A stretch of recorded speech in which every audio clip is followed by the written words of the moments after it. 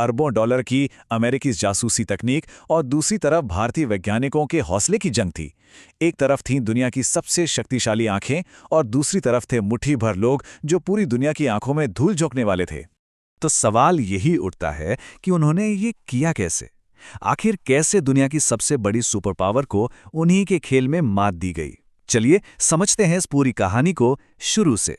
अब देखिए, इस ऑपरेशन की कहानी 1998 में शुरू नहीं होती। इसकी जड़ें कई दशक पुरानी हैं। ये समझने के लिए कि भारत ने इतना बड़ा जोखिम उठाया ही क्यों, हमें थोड़ा पीछे चलना होगा। बात शुरू होती है 1962 से। चीन से युद्ध में मिली हार और फिर ठीक 2 साल बाद 1964 में चीन के परमाणु परीक्षण ने भारत के लिए खतरे की घंटी बजा दी थी। इसके जवाब में भारत ने 1974 में अपना पहला परीक्षण तो किया, जिसका कोड नेम था स्माइलिंग बुद्धा।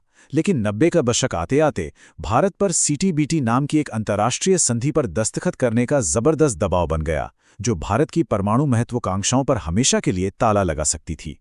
सीटीबीटी का सीधा सा मतलब ये था कि जिनके पास परमाणु हथियार हैं वो तो रख सकते हैं, लेकिन कोई भी नया देश परीक्षण करके इस क्लब में शामिल नहीं हो सकता।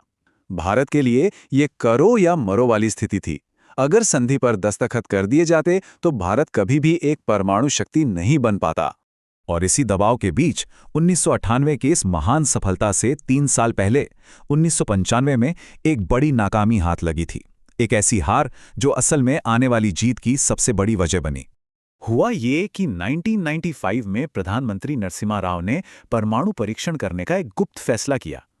पोखरण में तैयारियां भी शुरू हो गईं, लेकिन अमेरिका की सैटेलाइट्स ने इस गुप्त योजना को पकड़ लिया। अब सवाल ये है कि गलती क्या हुई? गलती बहुत छोटी थी। पोखरण में परीक्षण के लिए जो तारें बिछाई गई थीं, वो सीधी रेखा में थीं, जो रेगिस्तान में एक अप्राकृतिक निशान की तरह दिख रही थी। सैटेलाइट्स ने इन्हीं सीधी लकीरों को पकड़ लिया। फिर अमेरिकी राजदूत ने सबूतों के साथ प्रधानमंत्री से बात की और भारी अंतर्राष्ट्रीय दबाव के चलते भारत को पीछे हटना पड़ा। लेकिन ये नाकामी एक जबरदस्त झटका होने के साथ साथ सबसे बड़ा सबक भी थी। अब भारतीय वैज्ञानिकों को बिल्कुल ठीक पता चल गया था कि दुश्मन की नजरें क्या ढूंढती हैं, वो कैसे काम करती हैं, और सबसे जरूरी, उनसे बचने का तरीका क्या है। कह सकते हैं कि 1995 की हार ने ही 1998 की जीत की नींव रखी थी। 3 साल गुजरे। मार्च 1998 में सत्ता में आई अटल बिहारी वाजपेयी की सरकार, और इस बार योजना बिल्कुल फौलादी थी।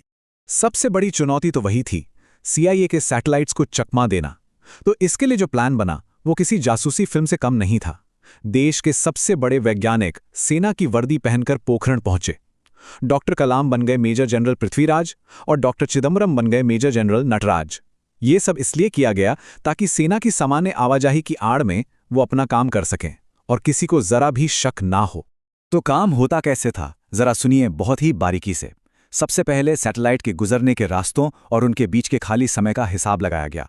सारा काम सिर्फ रात के अंधेरे में उन्हीं खाली घंटों में होता था, और दिन निकलने से पहले हर एक सबूत को मिटा दिया जाता था। खोदी गई रेत को ऐसे संवारा जाता माना वो हवा से बने कुदरती टीले हों। टायरों के निशान, पैरों के निशान, सब कुछ झाड़ियों से साफ कर दिया जाता था, ताकि सुबह होने तक ऐसा लगे जैसे वहां कुछ हुआ ही नहीं। और ये तो कुछ भी नहीं, धोखे की गहराई तो और भी ज्यादा हैरान करने वाली थी। 1995 की गलती से सबक लेकर इस बार केवल सीधी लाइनों में नहीं, बल्कि टेढ़ी मेढ़ी खाइयों में दबाए गए।